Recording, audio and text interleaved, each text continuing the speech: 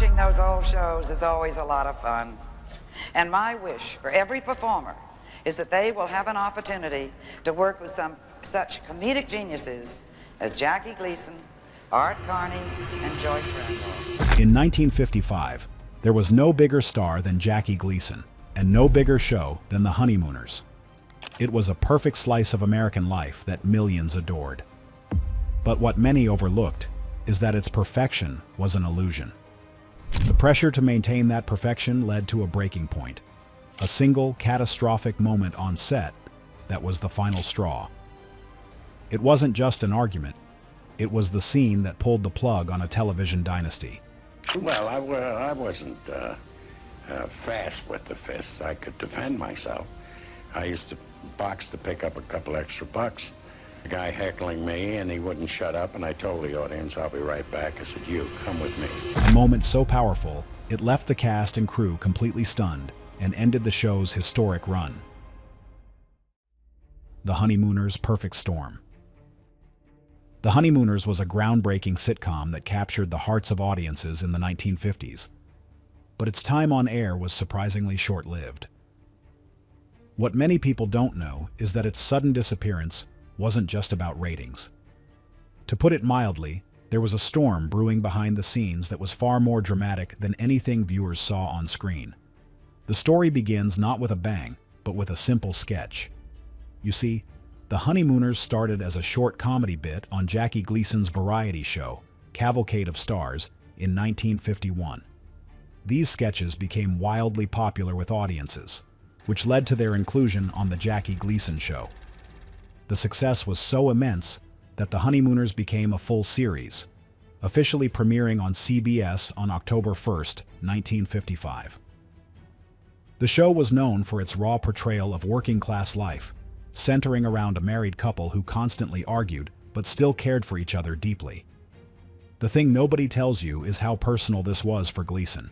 He became the host of Cavalcade of Stars in July of 1950, which aired on the struggling Dumont television network. After his first year, he collaborated with writers Harry Crane and Joe Bigelow to develop a new comedy sketch. Gleason was obsessed with realism. He aimed to show an honest representation of lower-income families, including their struggles, arguments, and moments of affection. This was his own childhood.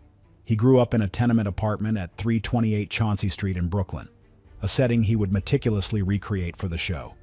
He once said the original apartment was so grim that the only decoration was a picture of a funeral. This authenticity was a wow factor for audiences used to seeing idealized families on TV. The writers considered titles like The Beast and The Lovers before landing on The Honeymooners. Gleason took on the lead role as Ralph Cramden, a loud and hot-tempered bus driver with dreams bigger than his paycheck. Veteran comedy actress Pert Kelton was cast as his sharp-witted wife Alice. The first sketch, just 6 minutes long, aired on October 5th, 1951.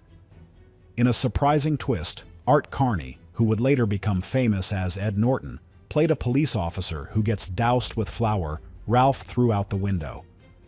The early sketches were darker, with Ralph and Alice both showing a bitter, argumentative side. As the sketches continued, new characters were introduced. Ed and Trixie Norton became the Cramdens' upstairs neighbors. Ed, a sewer worker played by Art Carney, was Ralph's best friend, but his naive, carefree attitude often sparked chaos. Ed's wife, Trixie, was first played by Elaine Stritch as a burlesque dancer, a detail considered too racy for the times. Joyce Randolph soon replaced her, with the character becoming more conventional. The most shocking fact is that Gleason's mixture of memorable characters helped make Cavalcade of Stars a massive success for the struggling Dumont network. The show's viewership skyrocketed from 9% to 25%. Gleason was a superstar. But you can see this everywhere. Success brings new problems. Dumont was facing financial collapse and couldn't afford to keep him. This led him to sign a historic deal with CBS, setting the stage for the show's meteoric rise and its eventual, shocking fall. What they built seemed perfect, but perfection came at a staggering cost. The pressure cooker set. When The Honeymooners launched as a full series, it exploded. The show quickly became a runaway hit, rocketing to the #2 spot in the United States. Audiences connected deeply with the story of a working-class couple. What many overlooked was that this was one of the first sitcoms to present everyday struggles with such raw humor. The show's famous catchphrases like "bang, zoom, to the moon, Alice" became part of the American language. The entire show was a pressure cooker. Most of the action takes place in the Cramdens' tiny 2-room apartment, a set designed to reflect their modest life. But the most shocking fact is how the show was filmed. Jackie Gleason refused to do more than one take. He believed the first performance was the most authentic, filled with spontaneous energy. He didn't even like to rehearse. The cast would do a brief run-through, but when the cameras rolled, it was live to tape, mistakes and all. This created an electric, high-stakes atmosphere on set. If an actor forgot a line or a prop malfunctioned, they had to improvise their way out of it. For Gleason, this was genius. For the rest of the cast, it was terrifying. Audrey Meadows, who played Alice, had a near photographic memory, which made her one of the few who could keep up with Gleason. She was known to mouth other actors' lines to them off-camera if they got lost. The stories themselves were simple. Ralph and Ed would dream up get-rich-quick schemes, from selling a multi-purpose kitchen gadget called the Handy Housewife Helper to trying to win big on a TV quiz show. They always failed. Ralph would explode in frustration, blame everyone else, and then, filled with regret, deliver his famous apology. "Baby, you're the greatest." This formula was television gold. But the thing nobody tells you is the tension behind these scenes. Gleason, a perfectionist, had what the cast called the look. If he was unhappy with a performance, he wouldn't yell. He would just stare, and that stare was apparently more intimidating than any shouting match. This pressure took its toll. While the on-screen chemistry was undeniable, the work environment was incredibly demanding. The classic 39 episodes of The Honeymooners do not follow a continuing storyline. Each episode is a self-contained world. In one episode, they get a telephone. By the next, it's gone. In another, Alice adopts a dog that Ralph falls in love with. The dog is never seen again. This was intentional. Gleason wanted each episode to be a perfect, timeless capsule of comedy. He was creating a legacy, and he was acutely aware of it. But this obsession with perfection was a double-edged sword. It made the show brilliant, but it also made it unsustainable. You see, the pressure wasn't just creative, it was financial. Gleason's contract with CBS made him one of the highest-paid people in television history. The show was incredibly expensive to produce, and with that cost came enormous expectations. The foundation of their empire was brilliant, but it was also cracking under the weight. The showdown nobody saw. For years, a myth has circulated about a specific, controversial scene that forced the Honeymooners off the air. The story goes that one of Ralph's angry outbursts went too far, leaving the live studio audience stunned and the network executives furious. The scene in question often points to Ralph's threats.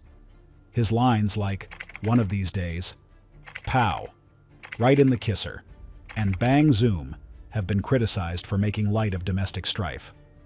In the 1950s, this was seen as harmless bluster. Today, it's viewed very differently. However, the truth is, no single on-air scene caused the show's demise. The real scene that ended it all happened behind closed doors, away from the cameras and the audience. The thing is, the show's ratings, while starting incredibly strong at #2, had slipped to #19 by the end of the season.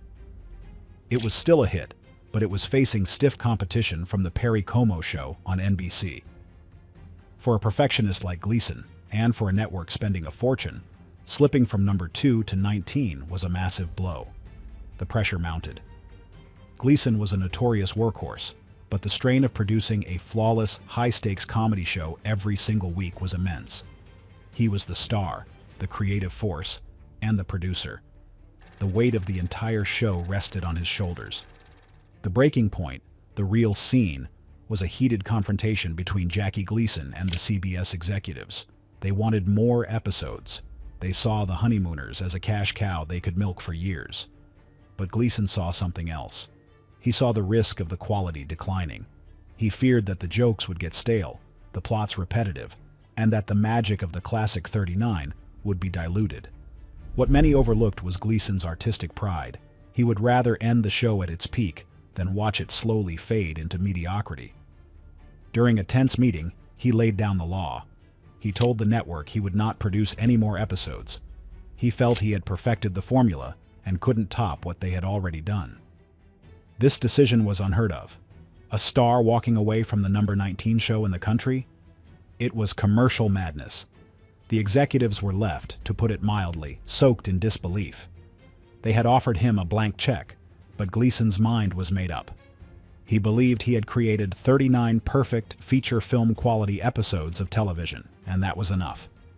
He didn't want to tarnish that legacy. So he pulled the plug himself before the network could, or before the audience's love for the show waned. The infamous scene wasn't one of comedy, but one of intense business drama, where an artist chose his legacy over a paycheck. The show didn't crash and burn. Its creator landed the plane perfectly, and then walked away. A legend's long shadow. The cancellation of the Honeymooners after just one season sent tremors through the television world. Fans could not believe it. The show had just begun to find its rhythm, and audiences were tuning in by the millions.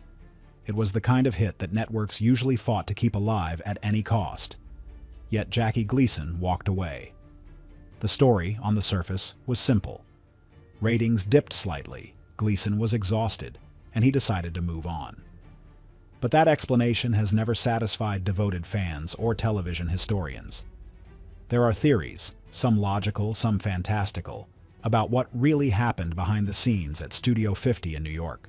What few people realize is that Gleason never truly let the Honeymooners go. He was far too shrewd for that. He had retained ownership of the characters, a rare move at the time, which meant that Ralph, Alice, Ed, and Trixie were his to control forever. He resurrected them in sketches and specials throughout the 1960s on The Jackie Gleason Show, reinventing them for the age of color television. These specials were grander, musical, and more theatrical, yet they carried the same chaotic charm. It was as if Ralph Cramden refused to die, living on through every new format Gleason touched. Some say Gleason planned it that way all along, deliberately ending the first run so he could repackage it under his total creative control. Others whisper that he foresaw the shifting tides of television and wanted to preserve the original 39 episodes as an unspoiled time capsule of comedic perfection. The legacy of the show's cast adds another layer to the mythology. Gleason's post-Honeymooners career was monumental. He became a respected film actor, earning an Oscar nomination for The Hustler and cementing his pop culture immortality with Smokey and the Bandit. Art Carney, the man who turned Ed Norton into one of television's most lovable eccentrics, proved his dramatic depth with Harry and Tonto, taking home the Academy Award for Best Actor. Audrey Meadows, as sharp off-screen as she was on, had negotiated one of the most forward-thinking contracts in television history. She secured residual payments for reruns, something almost unheard of in the 50s, and it made her independently wealthy. Joyce Randolph, who played Trixie, worked steadily, but could never escape her connection to that smoky Brooklyn apartment set. For her, The Honeymooners was both a blessing and a ghost that followed her for decades. But the real intrigue lies in the show's cultural afterlife. The Honeymooners is often described as the skeleton key of sitcoms, the original blueprint.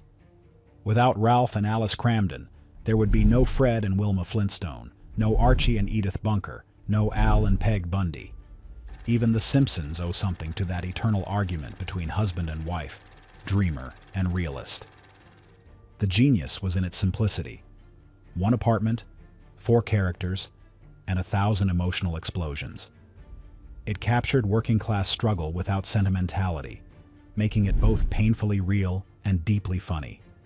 The live-to-tape format gave every episode a dangerous energy, as if at any moment Gleason might go off script or the set might collapse from laughter. Still, there are persistent rumors about why Gleason really pulled the plug. Some claim he had a falling out with CBS executives over creative control.